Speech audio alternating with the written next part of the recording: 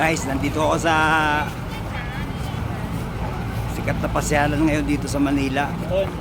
Yung tinatawag nilang Dolomite Beach. Kaya lang gabi na guys. Hindi ko na nakakita yung paglubog ng araw. May bayad ito. Kasi ang inaabangan dati ng mga Manileño, yung sunset ba ng Manila Bay, hindi ko na inabot guys kasi gabi na, kararating ko na. Ito ngayon, sikat na sikat guys. Awig sa Boracay Beach. Buhangin niya. Pero ito daw ay man-made eh.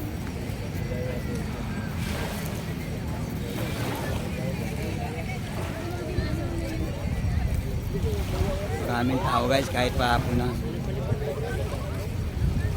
Alas 6 na ng gabi.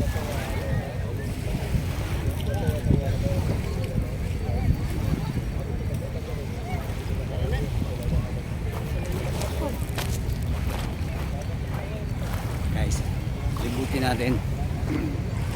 Dito sa harapan ko, ito yung tinatawag nilang yung US Embassy.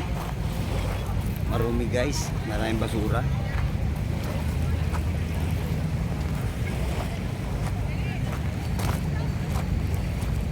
Itong likod ko guys, papuntang ano to eh, papuntang Bolopecia.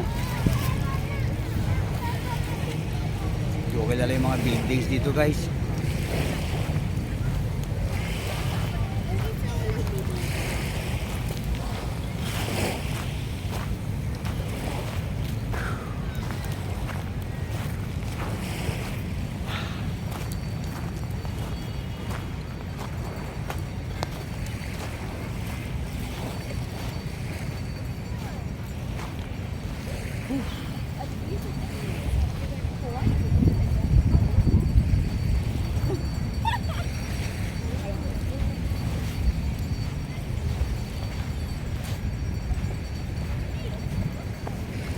Guys, tingnan nyo itong unahan. Pipihitin ko yung camera para makita nyo yung US Embassy. Eto siya guys. Oh. Yan.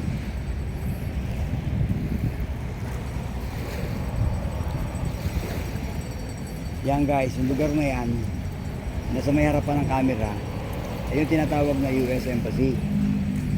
Tapos ito naman, yung mga building nila rito. Ayan. Noong ako'y maliit pa, wala pa ang mga ito eh. At wala pa rin itong Dolomite Beach. Ngayon nagbago na Maynila guys eh. Nag-iba na siya. Hindi na sa kagaya nung dati. Malaki na iginanda niya. Ito yung tinatawag nilang Manila Bay.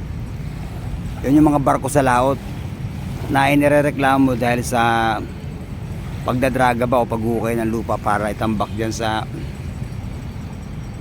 Manila Bay para gawing reclamation. Ito guys, hindi ko naabutan kayong paglubog ng araw kasi galing pa ako ng Cavite.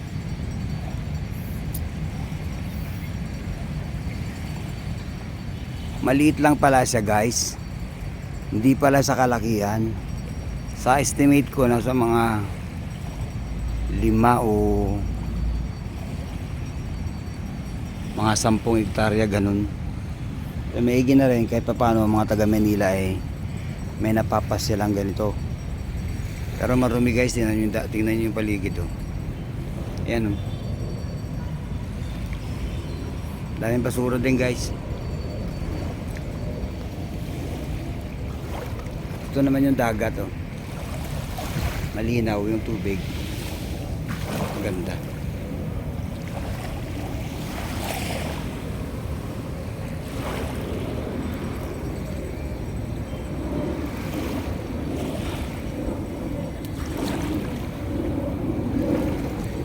Sinadya ko talaga to guys para ulisain ba kung anong hiwaga dito sa Dolomites na ito, kung anong intriga meron. Trending kasi to ng panahon ni President Duterte na gumawa sila ng man-made para ang mga Manileño magkaroon ng ng pasyalan dito sa Manila Bay. Maganda naman guys, ang naging effect pala. Tapos yung tubig ano, luminaw. Katatapos na ng bagyo guys, ibig sabihin dapat malabo ang dagat. Pero may in-improve na rin, maigi na rin to. At least ang mga taga Maynila may mga napapasyalang ganito kaysa gumastos pa sila papuntang Boracay.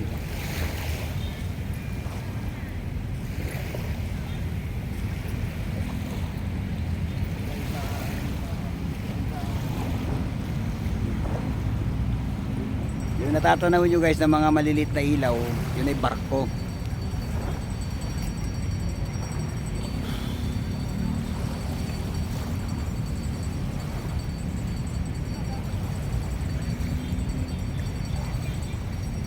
Ang address nito guys Ermita Center.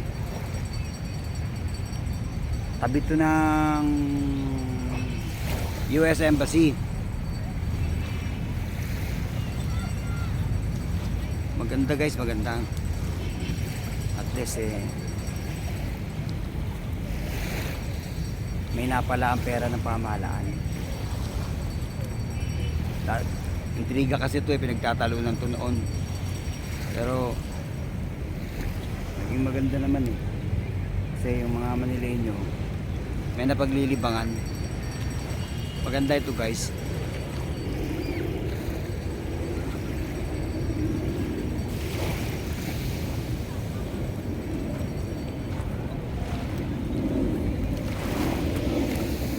Guys, kung hindi pa kayo nakapag-subscribe, paki-subscribe naman yung channel ko.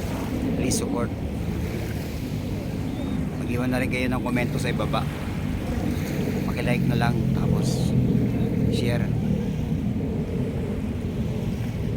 Marami pa akong gagawin mga video adventure guys.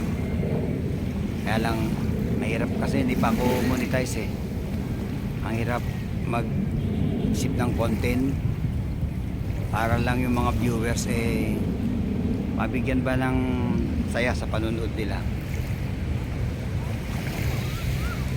Gabi na guys, pero maliwanag pa.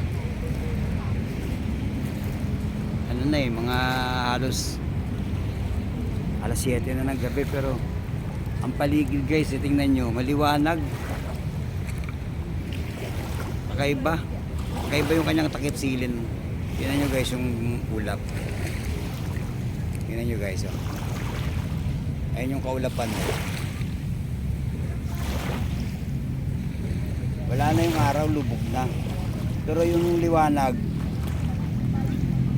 kalat pa sa paligid guys.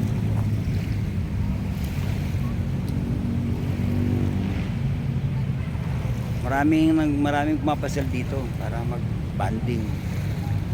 Yung iba mga lovers moon, yung iba pa may pamilya sila.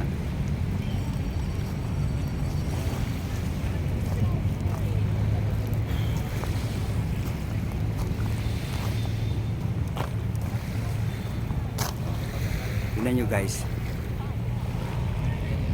gabi na yan pero marami pa rin mga namamasyal.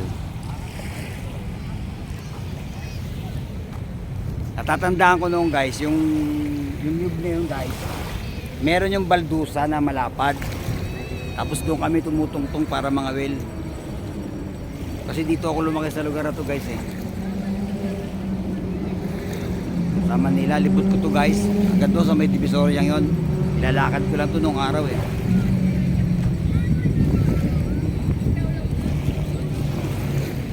Thank you for watching guys. Magkita tayo sa susunod kong video. Ako si Jesse Boy at ito ang ating daigdig.